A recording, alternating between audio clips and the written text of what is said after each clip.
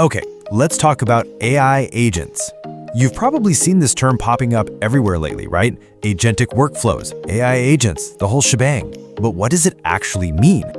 So, is this just another tech buzzword we're all going to forget in 6 months? Or is it a real, genuine breakthrough? Well, that's what we're here to figure out. We're going to cut right through the hype and get you a simple, clear answer. And the way we're going to do it is with a super simple 1, 2, 3 learning path. We'll start with concepts you probably already get, and then we'll level up from there. By the end of this, you'll see exactly how it all connects. Sound good? All right, let's dive in. Okay, so level 1. Let's start on familiar ground with something we all know, the LLM, or Large Language Model. This is the brain behind chatbots like ChatGPT or Claude. They're amazing at writing stuff, editing text, basically anything to do with words. And they do it all based on this mountain of data they've been trained on.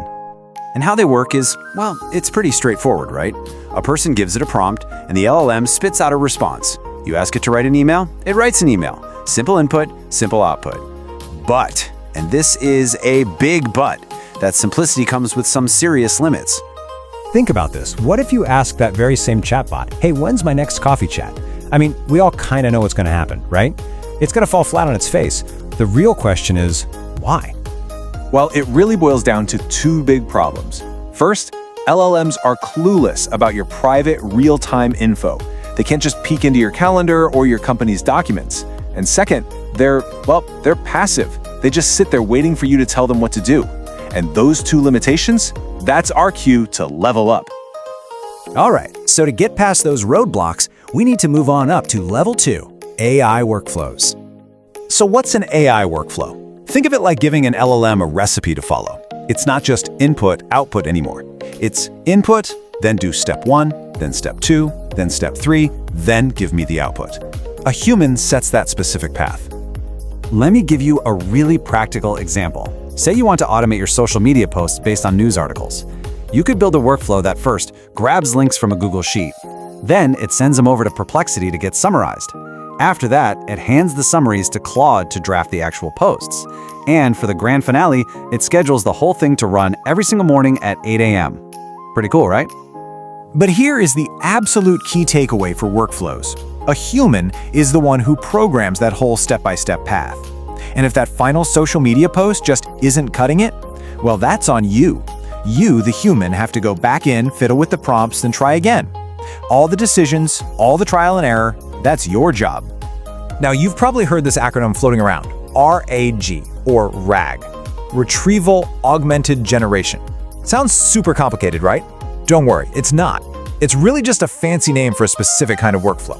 It's just a process of telling an AI, hey, before you answer, go look stuff up, in a calendar or a database or whatever. That's all it is, just another workflow. And that brings us to our final level, level 3.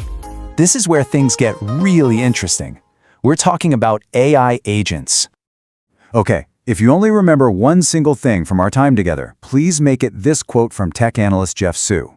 He said, "The one massive change for this AI workflow to become an AI agent is for the human decision maker to be replaced by an LLM. That's it. That's the secret sauce." And you can see that difference crystal clear right here. On the left, with the workflow, the human is the boss, the decision maker. They set the path. But over on the right, with the agent, the LLM is the decision maker. You don't give it a step-by-step map, you just give it a destination, a goal. It figures out how to get there all by itself. So how can they do that? Well, agents have these 3 core superpowers. First, they can reason. They can actually think about the best way to tackle a problem. Second, they can act. They can use tools like searching the web or querying a database. And third, and this is huge, they can iterate. They can look at their own work, critique it, and make it better, completely on their own. And hey, let's bust another piece of jargon while we're at it. You might hear about the REACT framework. All this is a name for combining those 2 most basic abilities an agent needs. It has to reason, and it has to act. See? REACT. Not so scary once you break it down, is it? So let's go back to that social media example for a sec. Remember how the workflow needed a person to fix the drafts? Well, an AI agent is a whole different ballgame. It could write the post, then call on another LLM to act as an editor and critique the draft. Then it could take that feedback, revise its own work, and repeat that whole loop until the post is absolutely perfect, all without a human lifting a finger. Okay, so let's put a bow on this. Let's recap the key difference between all three of these levels. This table really lays it all out. Level 1, the LLM, just responds to your input. The human is totally in charge. Level 2, the workflow, follows a preset path. But again, the human is still in charge. But then you get to level 3, the agent. It gets a goal and then decides its own path. Suddenly, the LLM is in charge. That is the game-changing leap right there. You see, this isn't just some small technical update. This is a massive shift in how we're going to work. We're moving from being operators, people who have to define every single step, to being managers, who just need to define the end goal. So I'll leave you with this question. Once this technology really hits the mainstream, what are the big, complex tasks that you're going to hand off to an agent?